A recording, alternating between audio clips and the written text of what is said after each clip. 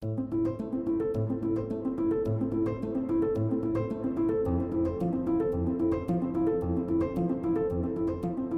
Joel Smith. I'm the Mount Blue High School principal.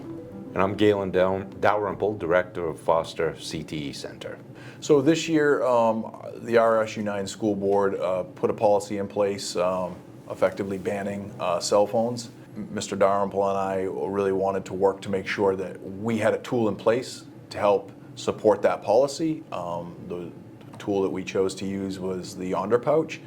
So effectively, it gives students the ability to bring their phones to school and have possession of them. We don't need to take them. The phones will be in their possession, but much like going to many rock concerts or sporting events, some big events, students will pouch their device, and at the end of the day, they can unpouch the device. They'll keep the pouch with them at all times.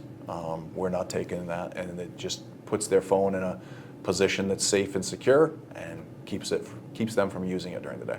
Well, fortunately, there's no contract. It's just a one-time fee, so it's the purchase of each pouch. The pouch costs $30, and in that $30 comes training, support through Yonder, as well as the magnetized bases.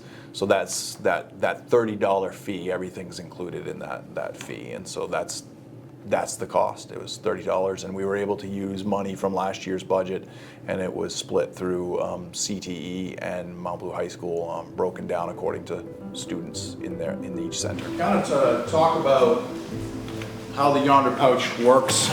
So at the beginning of the day, students are going to come in. We're going to have, just like this, a white table set up right at the front. We'll have probably 2 or 3 tables. When we went to Morse had 3 white tables identical to this, and on each table they had 2 or 3 of these bases right here.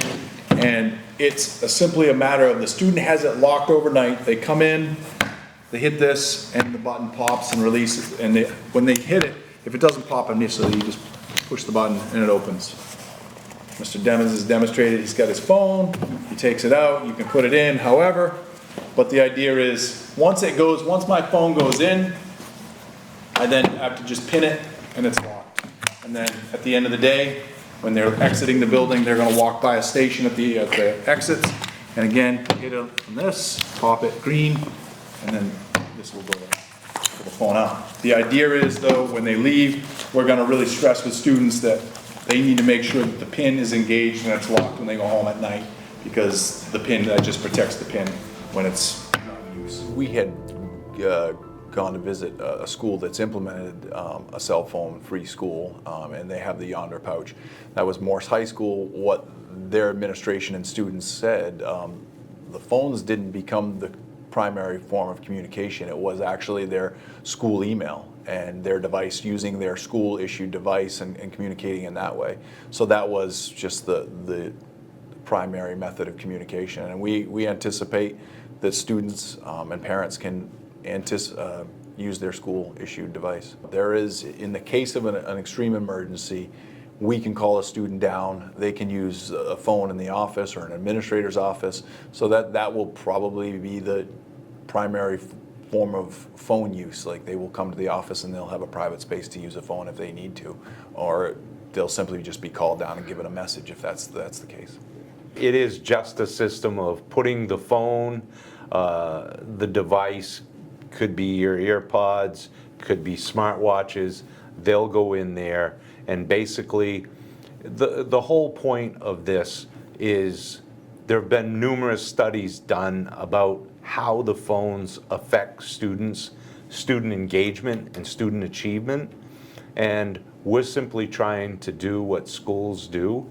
We're trying to get the students and parents and teachers to concentrate as in unison on student engagement and student achievement. And it's just a way of taking that anxiety off the table, that you don't have to worry about that phone because it's out of mind.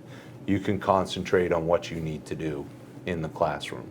I think when we're looking in classes and we see students on task and doing the work that they need to be doing in class and not on the cell phone, that will be an indicator of our success. Having students being engaged in the hallway, saying hello. we met with 5 students from Morse High School, and they all agreed that last year for Morse High School it was the year of hello, and that was simply because students were talking to each other and they weren't just head down looking at a screen. There was actual human-to-human engagement, and so those are going to be indicators of success for us.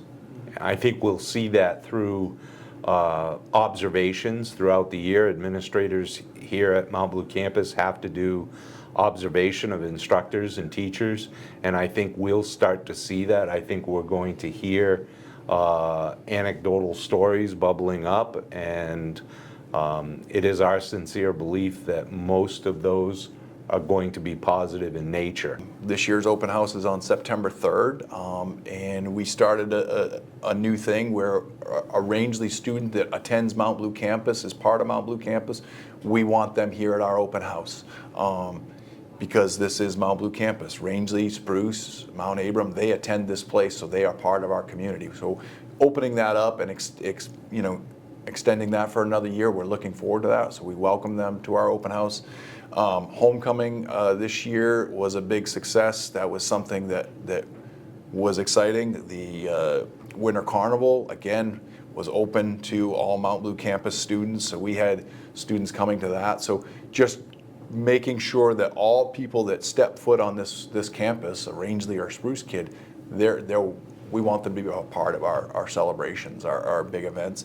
And I think the other thing that Galen and I put a lot of time and effort into is the career fair. We're looking to really expand the career fair, and maybe we can get you back here, and we'll have 2 Black Hawk helicopters here this year, which was a big hit last year. The kids really enjoyed that. I think there are some other military personnel and apparatus that will be here on site, as well as a whole host of general people from the industries of business, science, technology here on this campus to really give our students an exposure to things that they're going to be doing post-secondary, because that's been one of our focuses in the last 2 years, is preparing kids for post-secondary. And so expanding our career fair to what it was pre-COVID, that's what we're looking forward to. We are 2 schools. We're Foster Career and Technical Education Center and Mount Blue High School, but I think if we collaborate and work together, that it benefits students, and that's what we're here for. This is my first official year as director. Last year I was the interim, so I have a lot of work to do ahead of me, which seems daunting, but we have a good team in place on both sides of the campus, and I'm just looking forward to students being in here.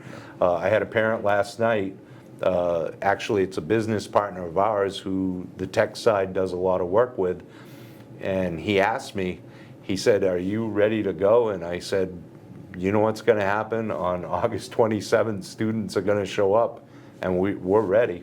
I mean, that's it, and that's what we do, and seeing those faces come in every year and progressing toward graduation is the fulfilling piece for me, and I'm quite certain for Joel, and so I'm excited at the start of school every year.